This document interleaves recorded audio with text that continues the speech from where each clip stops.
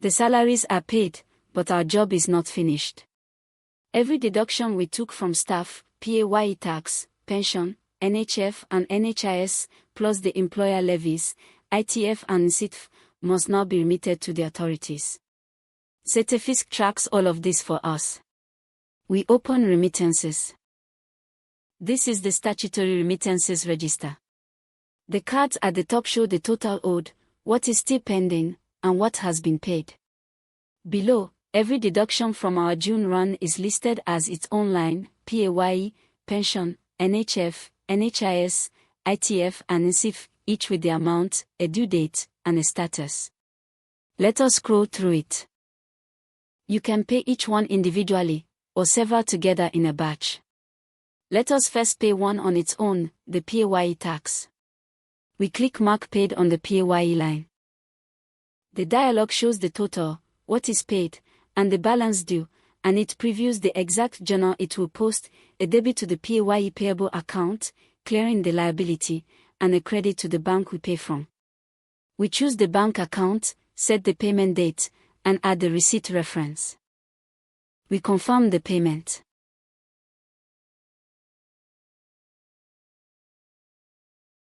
PAYE is now marked paid, and the liability is cleared in the ledger. We can open any remittance to see its full detail. We click View on the PAYE line.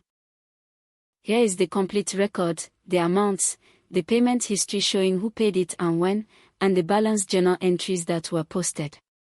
Let us scroll through it. We close the detail and now pay the rest together, in a single batch. We click Batch Remit. A batch lets us pay several deductions in one bank transfer, with all the accounting posted at once. We can group by payroll run or by deduction type. We keep by payroll run, and select our June run. ZetaFisc automatically pulls in every remaining pending deduction, pension, NHF, NHIS, ITF and ZetaFisc, and totals them for us. We pick the bank account the batch was paid from, and add a reference. The remittance date is already today. We remit the batch. Every remaining deduction is now remitted in one go, each posted against its own payable account with a single credit to the bank. The whole register is now green, fully paid. Finally, batches are kept on record. We open batch history. Here is the batch we just created, with its number, date, the bank account used and the total remitted.